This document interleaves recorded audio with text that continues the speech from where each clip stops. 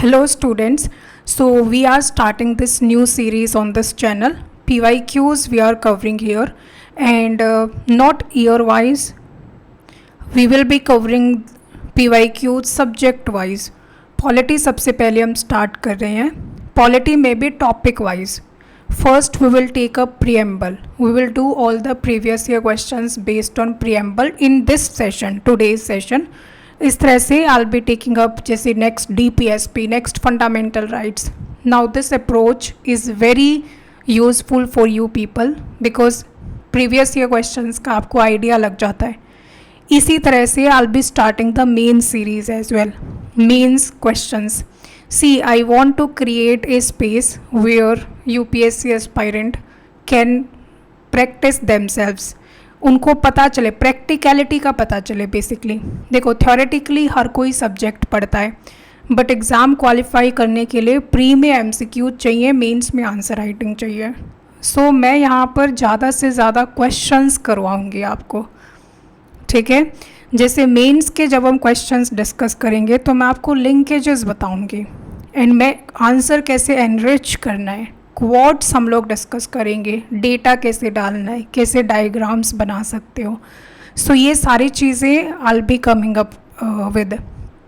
You can let me know your suggestion in the comment section and please जो लोग भी lectures देख रहे हैं ड्रॉप ए कमेंट. यार बहुत अच्छा लगता है, आप लोग इंगेज होते हो, आप लोगों को लेक्चर्स अच्छे लगते हैं. आई रियली फील गुड क्योंकि पर्पज़ फुलफिल हो जाता है एक तरह से and I myself am motivated to upload lectures. आप देख रहे हो कि मैं डेली लेक्चर अपलोड कर रही हूँ. इनफैक्ट 50 सब्सक्राइबर्स अभी तक नहीं हुए हैं, मतलब 30 पर है, 33 हो गए हैं बट बढ़ रहे हैं, जल्दी ही 50 हो जाएंगे.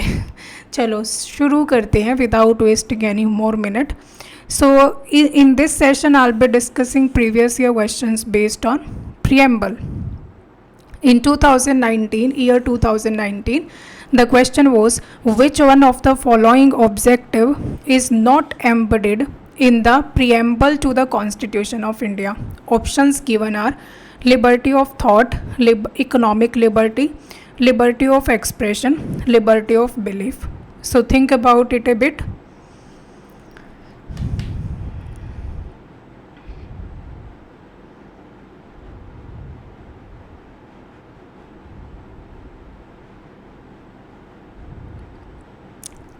All right, so right answer here is option number B. See, preamble का जो टेक्स्ट है ना वो आपको याद होना चाहिए. मैंने यहाँ पर भी डाला हुआ है. We the people of India having solemnly resolved to constitute India into a sovereign, socialist, secular, democratic republic and to secure to all its citizens justice. justice कौन कौन सी है? social, economic and political justice. liberty किस किस की? liberty of thought, expression, belief, faith, worship. इसको ऐसे याद कर लो जैसे आप कोई गाना याद करते हो, है ना. Thought, expression, belief, faith, worship. Equality किस किस की? Equality of status and of opportunity. Fraternity, assuring the dignity of the individual. देखो कई बार इसमें भी कंफ्यूज कर सकता है. Dignity as well as unity and integrity of the nation. Dignity, unity, integrity, justice, liberty, equality, fraternity, sovereign, socialist, secular, democratic, republic. Understood. So यहाँ पर ये पूछा है कि कौन सी लिबर्टी इसमें इंक्लूडेड नहीं है. लिबर्टी ऑफ थॉट है.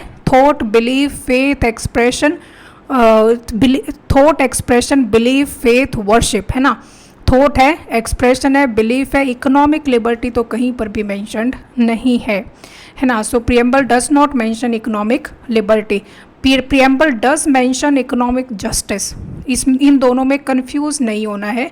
When it speaks about justice then justice is mentioned. Social justice, political justice and economic justice.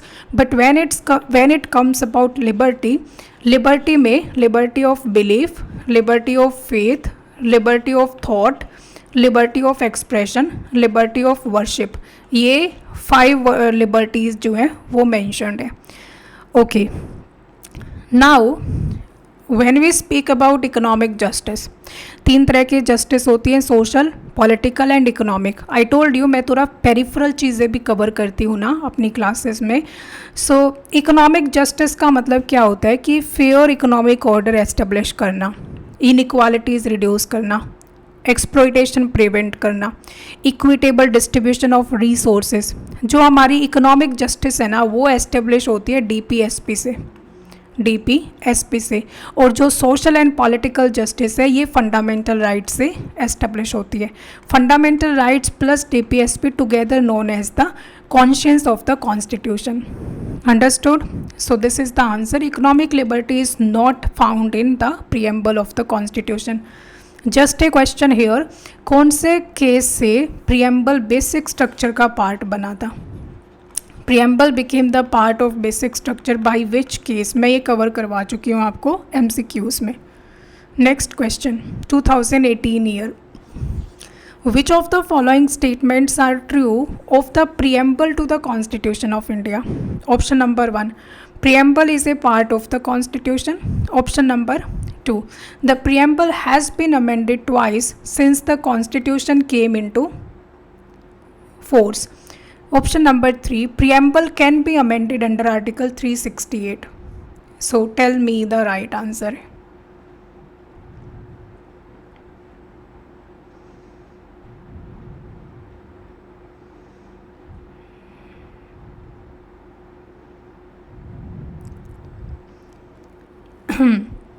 ये मैं एमसीक्यूज़ कैसे आपको हेल्पफुल रहेंगे. मैंने जो आपको प्रीएम्बल के बारे में क्वेश्चंस पढ़ाए थे मैं उसमें इनमें से 2 चीज़ें तो मैं बता चुकी हूँ आपको. देखो स्टेटमेंट नंबर 1, प्रीएम्बल क्या कॉन्स्टिट्यूशन का पार्ट है? पार्ट नंबर जो 6th लेक्चर था ना एमसीक्यूज़ का, उसमें स्पेसिफिकली मैंने आपको बताया था कि जो केबीसी केस आया था 1973 का, उसमें 2 चीज़ें हुई थी. एक तो बेसिक स्ट्रक्चर का डॉक्ट्रिन इनिशिएट किया गया था, दूसरा ये बोला था कि preamble is a part of the constitution. Understood? So option number 1 is definitely correct. इससे पहले ना 1960 में एक बेरुबरी यूनियन केस भी हुआ था, और कुछ नहीं, जस्ट याद रख लेना बेरुबरी यूनियन केस जो हुआ था 1960 में, इसमें यह बोला था कि preamble is not a part of the constitution. But उसके बाद 1973 में जब केशवानंदा भारती केस हुआ तो उसमें supreme court held that preamble is Indeed an integral part of the constitution. Again वही सारी चीज़ें, it reflects the philosophy, objectives, guiding principles of the constitution. Students जो ये चीज़ें मैं बताती हूँ ना, इनमें कीवर्ड्स थोड़ा सा याद रखा करो. देखो एक होता है प्रिपरेशन, एक होता है सीरियस प्रिपरेशन. जब आप मेंस लिखोगे ना, you should have very good vocabulary. I am telling you, जो टॉपर्स ऐसे बोलते हैं ना कि वोकैब उतना मैटर नहीं करती है, let me tell you keywords बहुत मैटर करते हैं. For instance if you will write that preamble is a guiding light, is a philosophy, contains objectives, represent the vision of the constitution. तो ये सब बहुत ज़रूरी है, ना कि ये लिखने से preamble is a very important part of the constitution. ये ऐसे generalized चीज़ें नहीं लिखनी है आपको. So be very careful. जो keywords मैं आपको बोलती हूँ, those keywords are very important. Understood? अच्छा, इसी में I just want to clarify, preamble is neither a source of power, nor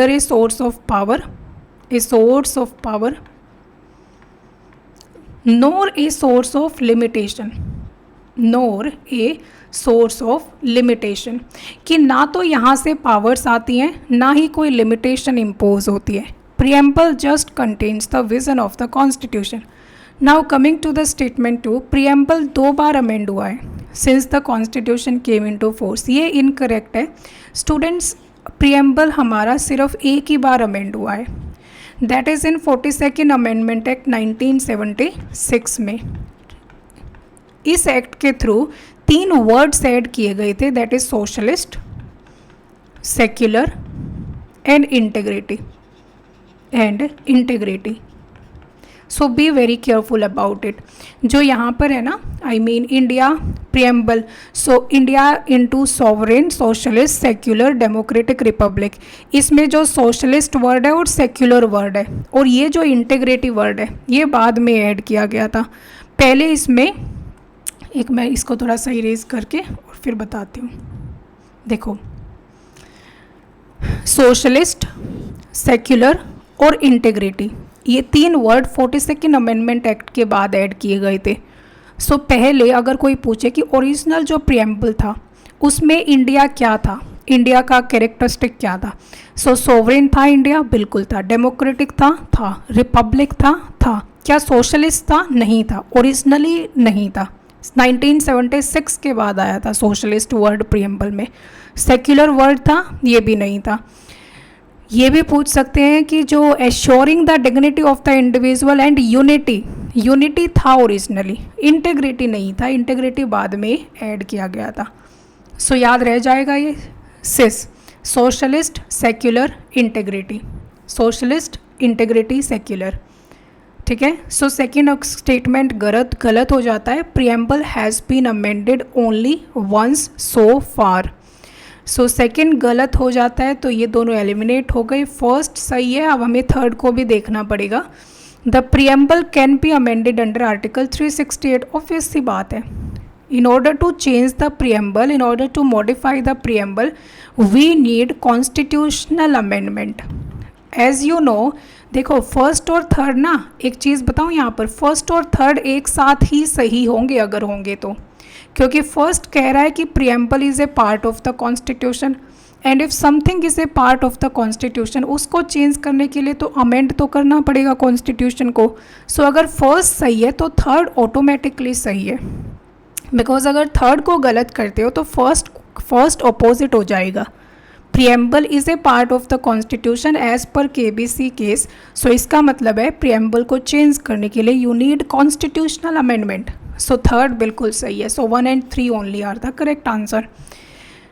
PYQs में I will be telling you these tricks कि how can two statements go together, 2 contradictory statements never go together. तो इस तरह से है ना, ये दोनों सिमिलर स्टेटमेंट्स हैं, first and third, so they should go together. Now the next question, 2021 year it is. Consider the following statements about preamble. देखो, preamble is not a part of the constitution, यही question पहले 2018 में पूछा जा चुका है।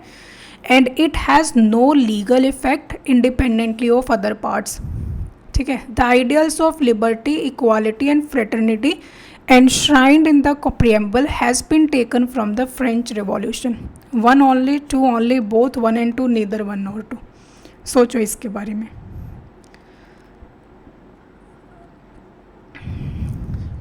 देखो, इमीडिएटली आंसर आ जाना चाहिए।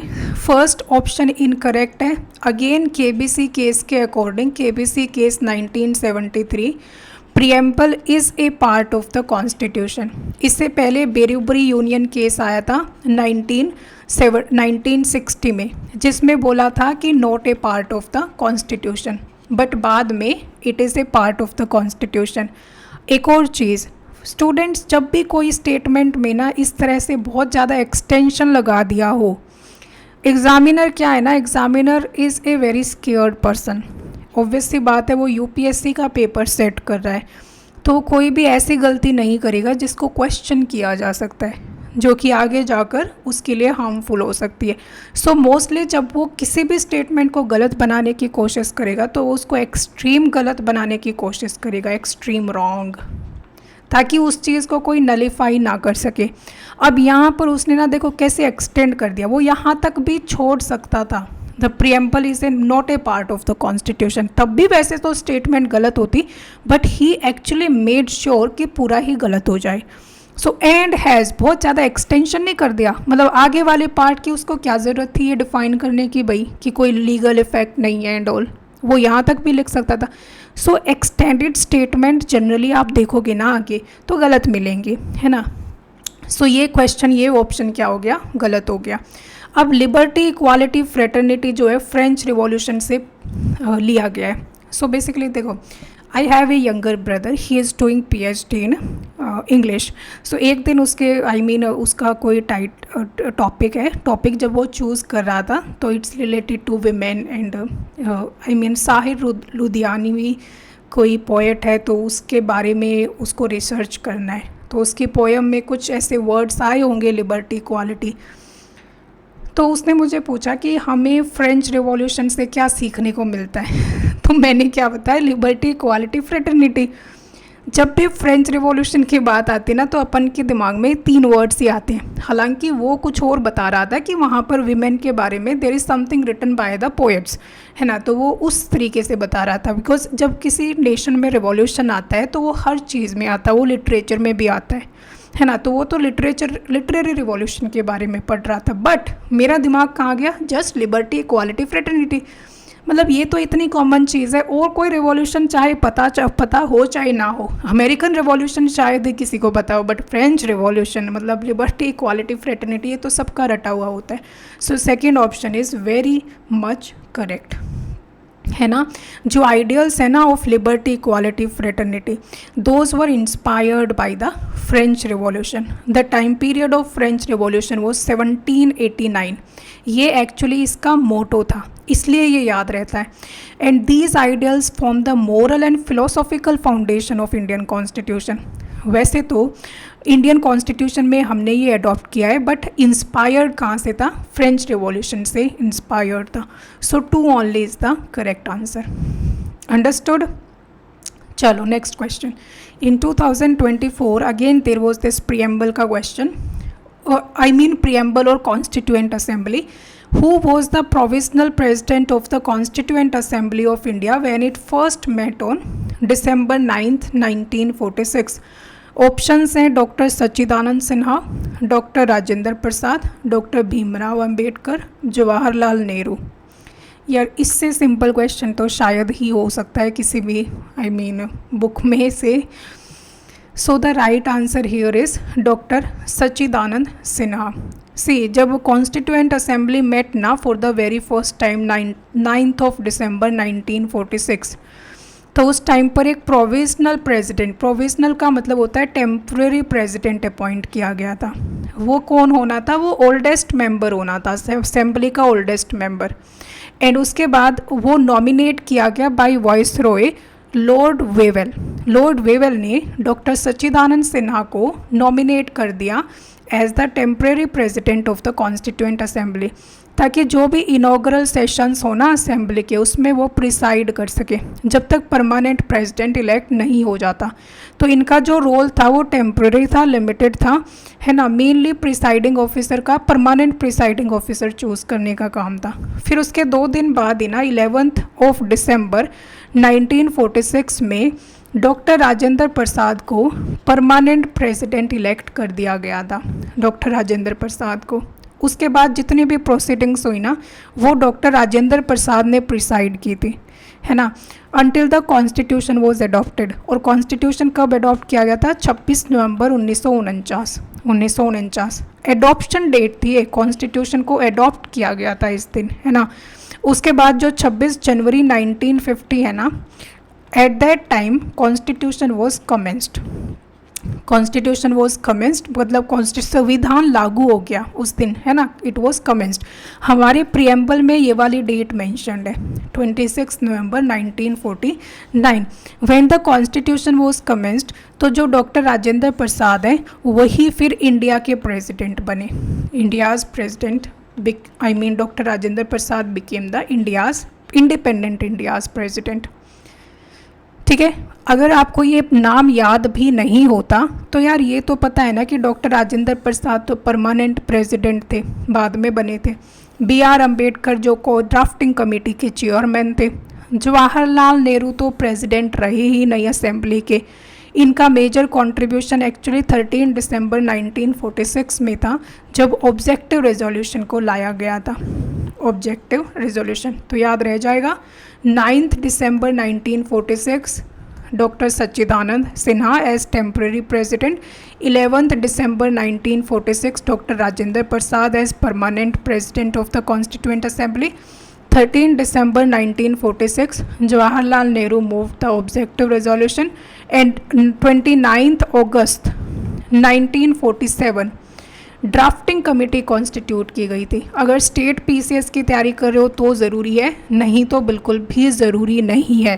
ड्राफ्टिंग कमेटी बनी थी इस दिन, ठीक है। और बाकी तो मैंने बता ही दिया, 26 नवंबर 1949 को कॉन्स्टिट्यूशन अडॉप्ट किया गया था, एंड कमेंस कब हुआ था? 26 जनवरी 1950, ठीक है। So this is it about preamble. यही क्वेश्चंस आए हुए हैं प्रियम्बल से। If I get something more तो मैं वो अपलोड कर दूँगी, but I don't think there is any more question from preamble. All right then, bye bye, take care.